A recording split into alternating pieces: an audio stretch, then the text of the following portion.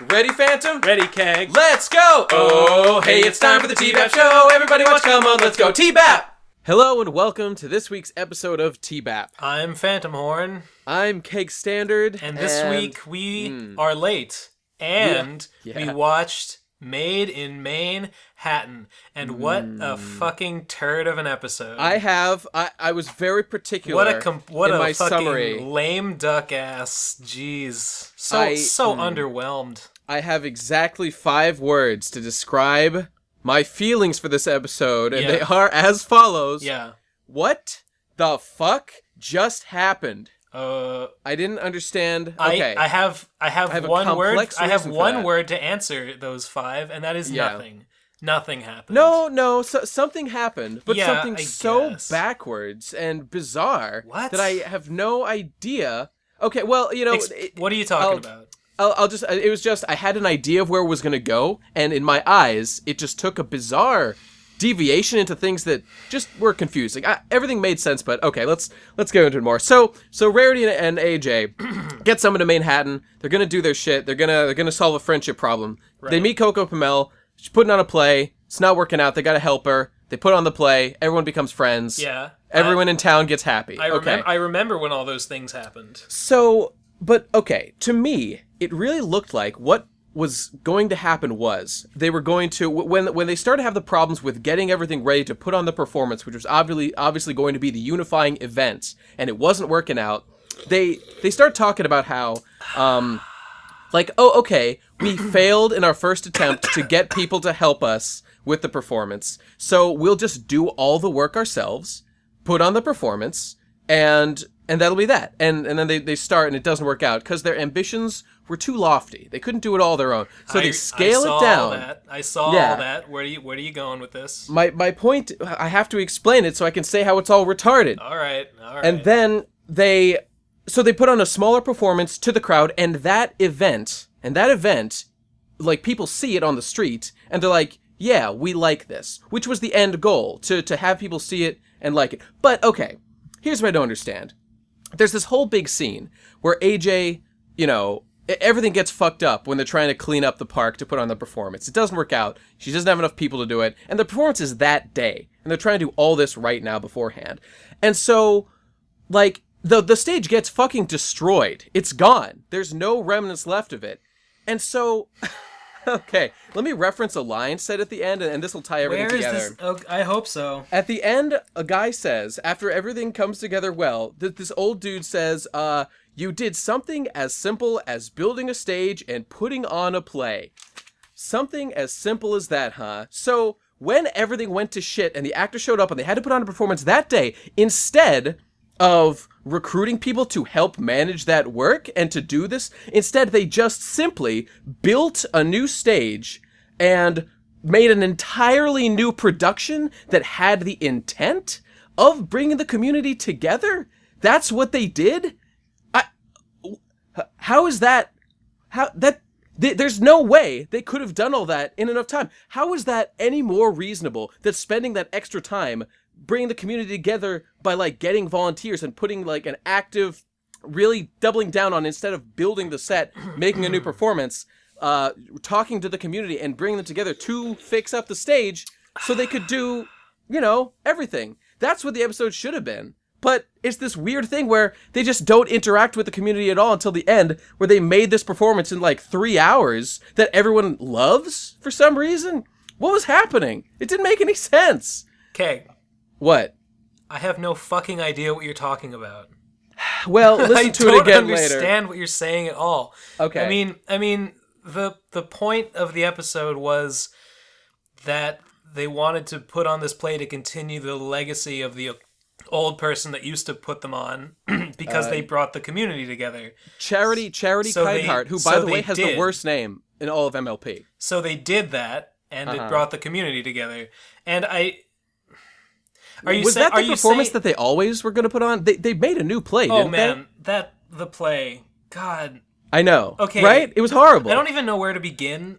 I don't know where to begin talking about why I didn't like this episode, because there's not any one thing. It's everything. Yeah. It was just kind of a general lack of stuff that was good. Like The plot took a long time to get going.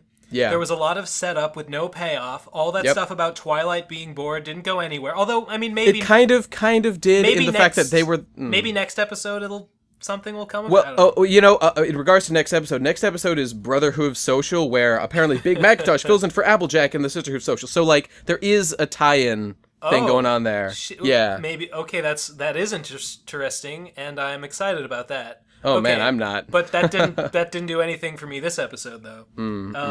And they go around the town and they're looking for the problem and they can't find it, and they try and make it funny. They try to make a bunch of gags out of it, but none of them worked for me. Terrible. I didn't find any of them funny. Dude, what the fuck was going on when Applejack couldn't cross the street? She can't cross the street? What the fuck? This is Applejack we're talking about. That was dumb. She can't cross the fucking street? Okay. That was really dumb. That was the worst part of the episode. And then they figure out, okay, I need to fix the problem, and then I need to fix the park, but like I know I can't fix the park. But then she spends a while fixing the park anyway, and it doesn't work. So they just do something else. I was like, I spent the whole episode waiting for it to start. That's how I felt about this episode. I was just like, come on, where is this going? What's the point that's trying to be made? And finally, they get to the point, and it was weird. I mean, I get what they were trying to say. They're trying to, because it didn't take much, right? It brought the community together, and it was just a little thing, and everyone's like, oh, I see. I only needed to do a little bit. I just, any little contribution helps and makes a big difference. I don't know. It's just I know what you mean, dude. That's a fine moral. It's just the delivery was flat, and I wasn't engaged. And furthermore, maybe if there's one thing I could point to about this episode that I didn't like, it was the play itself, because it was boring as hell. And if I was walking along the street that day in Manhattan, I would not have stopped to watch whatever the fuck that was supposed to be. There is nothing worse than being shown a performance or something in a show like this, and everyone stands there, and you are told as the viewer that this is great. Like, oh, I like this. This is fantastic. I like this. You like it. You better hope that the viewer actually does like it. Well, we sure didn't this time. I mean, I guess you could say, because a lot of them don't stop. A lot of them stop just because they have fond memories of the event, and they're like, I remember this. I'll do it. Yeah, and I mean, I can buy that. That kind of makes it a little better.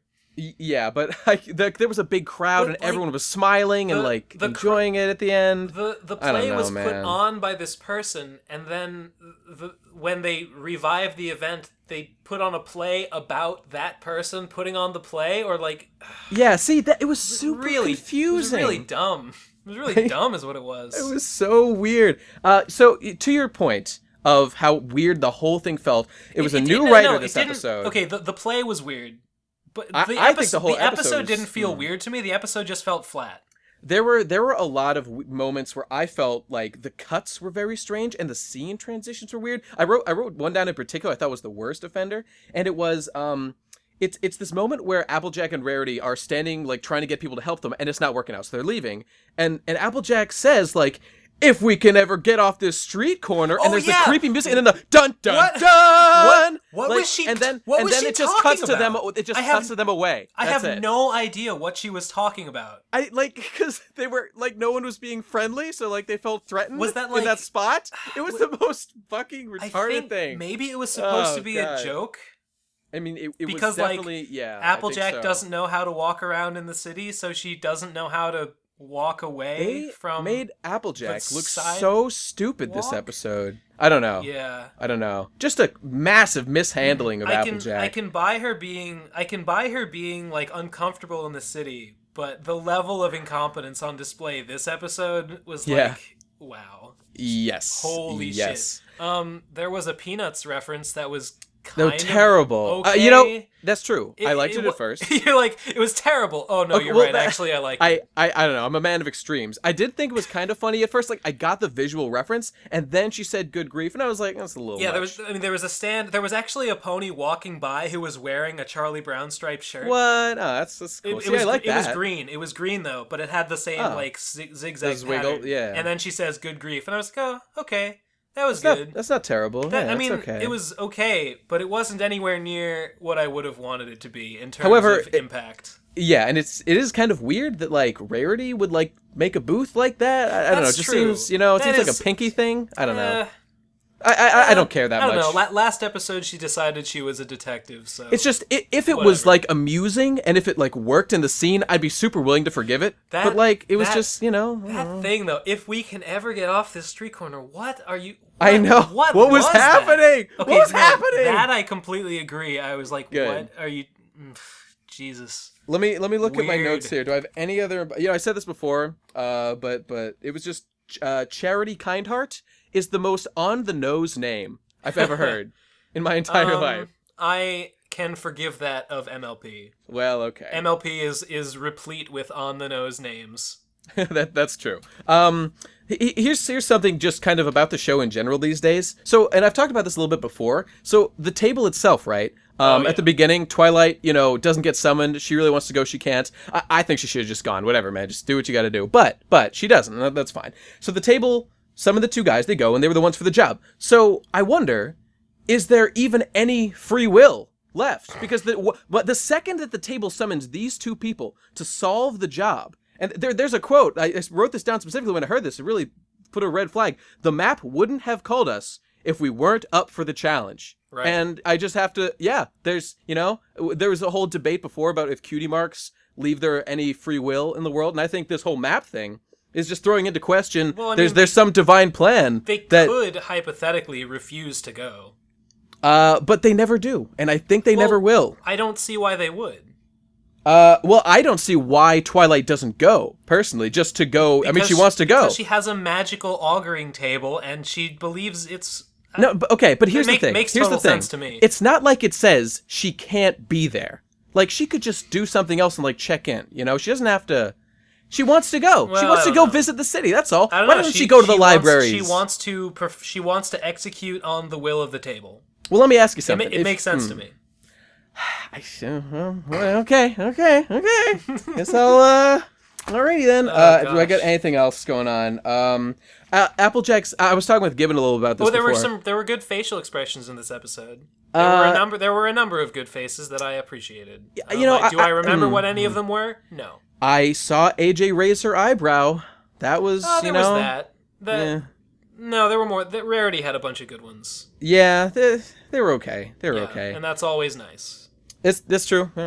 Give credit where credit's due. There were some decent faces. AJ's hat was destroyed, and Gibbon was saying how he didn't like that because he thought that it was a special hat. I raised the point, Gibbon. There's a closet full of hats. Yes, that's been established. That's what you said. Yeah. And then I laughed. In the one with the chimera? Yeah, yes, the one where Applejack is Flanderized beyond the pale. Some pony to watch over me. Yes, that's the one. She's got a closet full of hats. Yes. Was the? I mean, this episode really felt, especially in the beginning, it felt like it was very much.